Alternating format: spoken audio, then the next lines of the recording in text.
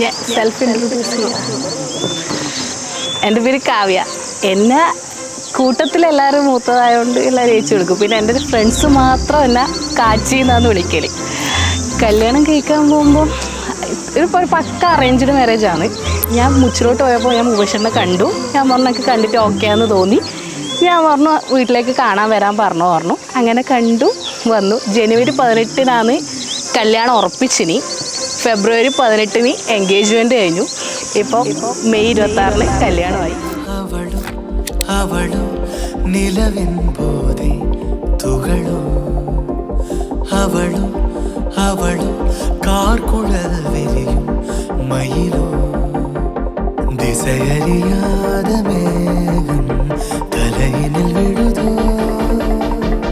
കടവുൾ കൈകൊണ്ട് എഴുത മുടിയാത കവിஞனின் കற்பനയോ. ഏച്ചിൻ്റെ കല്യാണമായത് എനിക്ക് നല്ല സന്തോഷമുണ്ട്. പെട്ടെന്നായിപ്പോയി, എന്നാലും കുഴപ്പമില്ല. ഞാൻ പിന്നെ പുറത്തോടിക്കുന്നതുകൊണ്ട് എനിക്ക് സീനില്ല ഇപ്പം. പക്ഷെ എനിക്ക് സങ്കടമെല്ലാം ഇനി അടിയാക്കാൻ ആരുമില്ല. ഓരോന്ന് പറയുമ്പോൾ എന്തല്ലോ ഓള് പറയും, ഞാനും അതേപോലെ അടിയാക്കും.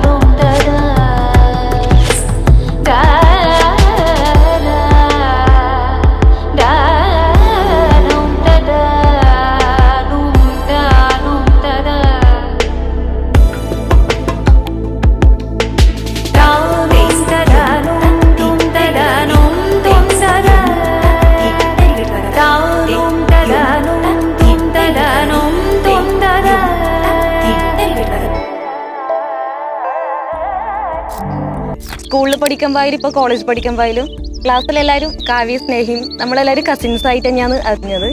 ഇപ്പം ഇവിടെ കല്യാണം കഴിഞ്ഞു, ഇല്ല കഴിയാൻ പോകുന്നു. കൊളായി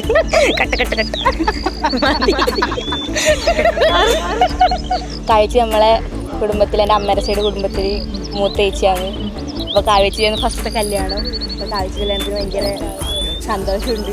കല്യാണം എന്നുള്ള ഒരു ഇത് കിട്ടിയിട്ടില്ല ഇതുവരെ. നാളെ കിട്ടുമായിരിക്കും.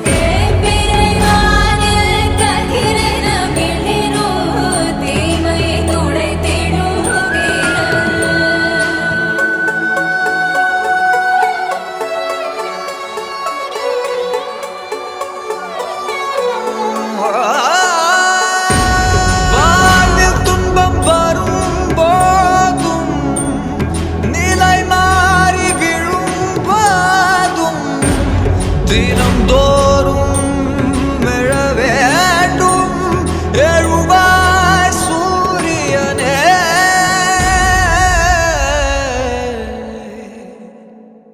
ஊனாகி உயிராகி நில்லாயோ நிலமாக ஒளிவாகி ஒளி வீசும் நிலமாக நீ.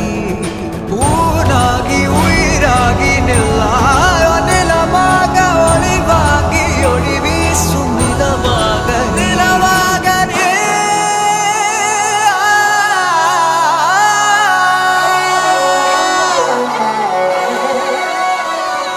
சொந்தம் பந்தம் யாவும் சேர்ந்து வாழ்வதே வாழ்க்கை.